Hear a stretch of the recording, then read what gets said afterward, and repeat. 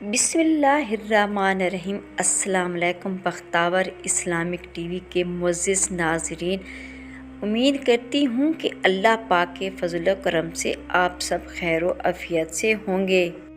آج ہم بات کریں کہ نبی کریم صلی اللہ علیہ وآلہ وسلم پر جادو کس نے کیا تھا۔ صلح حدیبیہ کے بعد جب نبی کریم صلی اللہ علیہ وآلہ وسلم واپس مدینہ تشریف لائے تو محرم 7 ہجری میں خیبر سے یہودیوں کا ایک وفد مدینہ آیا اور ایک مشہور جادوگر لبید بن عاصم سے ملا جو انصار کے قبیلہ بنی زریق سے تعلق رکھتا تھا۔ ان لوگوں نے اس سے کہا کہ محمد صلی اللہ علیہ وآلہ وسلم کے ساتھ جو کچھ کیا ہے وہ تمہیں معلوم ہے۔ ہم نے ان پر بہت جادو کروانے کی کوشش کی مگر کوئی کامیابی نہیں ہوئی۔ اب ہم تمہارے پاس آئے ہیں کیونکہ تم بہت بڑے جادوگر ہو۔ لو یہ 3 اشرفیاں حاضر ہیں، انہیں قبول کرو اور محمد صلی اللہ علیہ وآلہ وسلم پر ایک زور کا جادو کر دو۔ اس زمانے میں نبی کریم صلی اللہ علیہ وآلہ وسلم کے ہاں ایک یہودی لڑکا خدمتگار تھا۔ اس سے ساز باز کر کے ان لوگوں نے نبی کریم صلی اللہ علیہ وسلم کی کنگھی کا ایک ٹکڑا حاصل کر لیا جس میں آپ کے موئے مبارک تھے۔ انہی بالوں اور کنگھی کے دندانوں پر جادو کیا گیا۔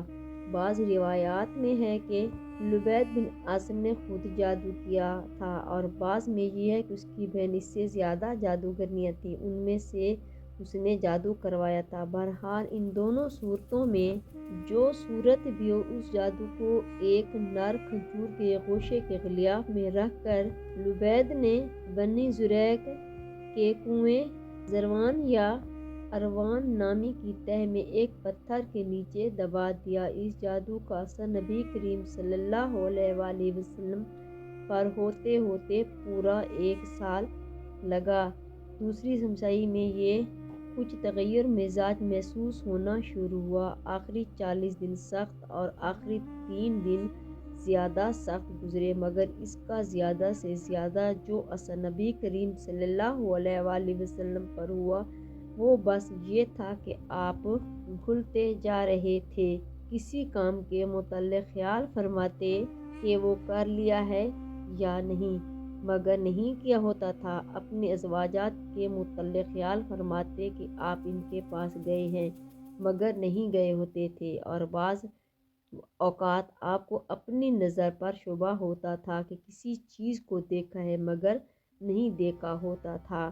یہ تمام اثرات ذات تک محدود رہی حتیٰ کہ دوسرے لوگوں کو معلوم تک نہ ہو سکا کہ آپ پر کیا گزر رہی ہے۔ آپ کے نبی ہونے کی حیثیت تو اس میں آپ صلی اللہ علیہ وآلہ وسلم کے فرائض کے اندر کوئی خلل واقع نہ ہونے پایا۔ کسی روایت میں یہ نہیں کہ اس زمانے میں آپ قرآن کی کوئی آیت بھول گئے ہوں یا کوئی آیت آپ نے غلط پڑھ لی ہو یا اپنی صحبتوں اور اپنے وعظ اور خطبوں میں آپ کی تعلیمات کے اندر کوئی فرق واقع ہو گیا ہو یا کوئی ایسا کلام آپ نے وحی کی حیثیت سے پیش کر دیا ہو۔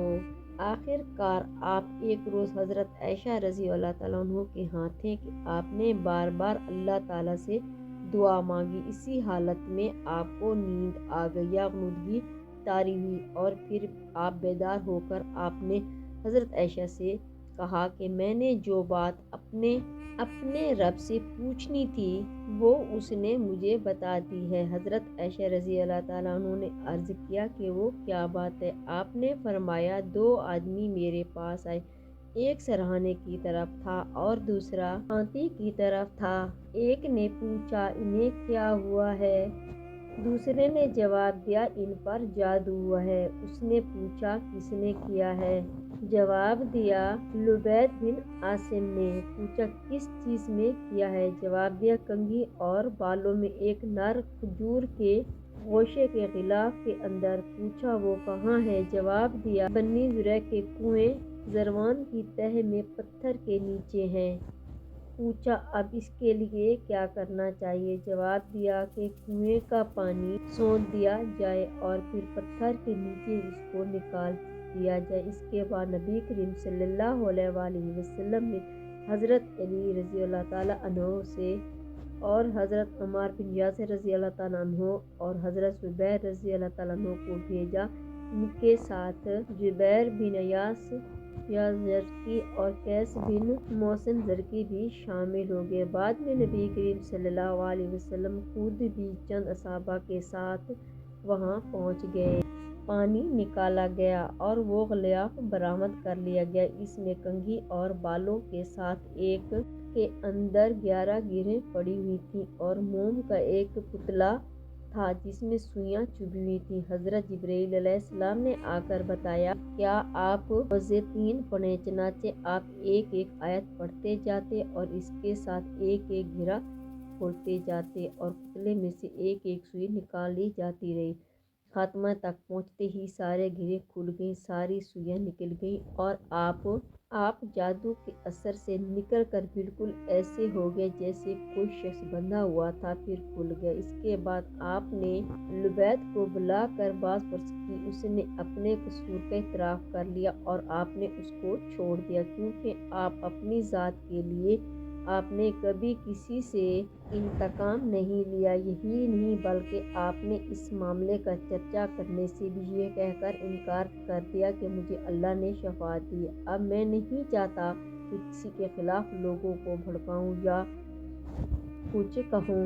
سارا واقعہ اس جادو کا۔ معوذتین سے مراد قرآن مجید کی آخری 2 سورتیں سورۃ فلق اور سورۃ الناس ہیں۔ امام مسلم نے اپنی صحیح میں حضرت عقبہ بن عامر رضی اللہ تعالیٰ عنہ سے روایت کی ہے کہ نبی کریم صلی اللہ علیہ وسلم فرماتے ہیں کیا تم کو وہ آیتیں معلوم نہیں جو آج رات نازل ہوئیں اور جن کی مثال اس سے پہلے نہیں دیکھی گئی؟ وہ آیتیں یہ ہیں قل اعوذ بالفلق اور قل اعوذ بالناس سے۔ ایک دوسری حدیث کے الفاظ یہ ہیں کہ نبی کریم صلی اللہ علیہ وآلہ وسلم نے حضرت عقبہ رضی اللہ تعالیٰ عنہ سے مخاطب ہو کر فرمایا کیا میں وہ تمہیں کلمات بتاؤں جو ان تمام کلمات سے بہتر ہیں جن کے ذریعے سے کبھی کسی کو پناہ مانگنے والے نے پناہ مانگی ہے؟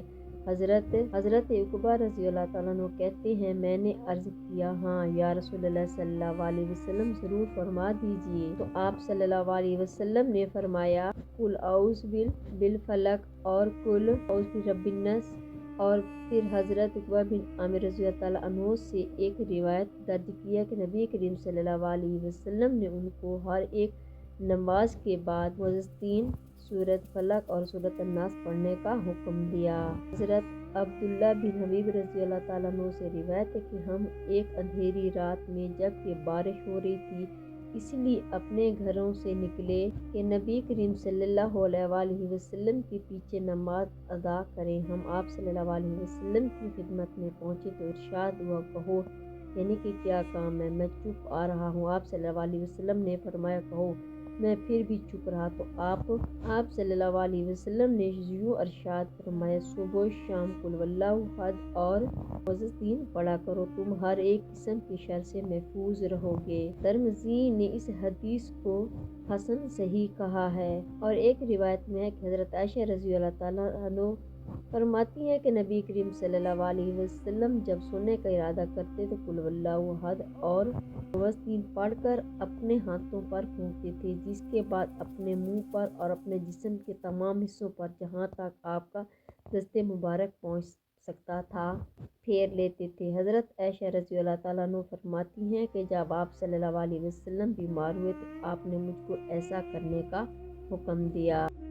اگر میری آج کی ویڈیو آپ کو اچھی لگی ہو تو لائک کریں، شیئر کریں، سبسکرائب کریں، بیل آئکن کو پریس کریں تاکہ ہر آنے والی میری ویڈیو آپ تک بآسانی پہنچ سکے اور میری حوصلہ افزائی ہو۔ فی امان اللہ۔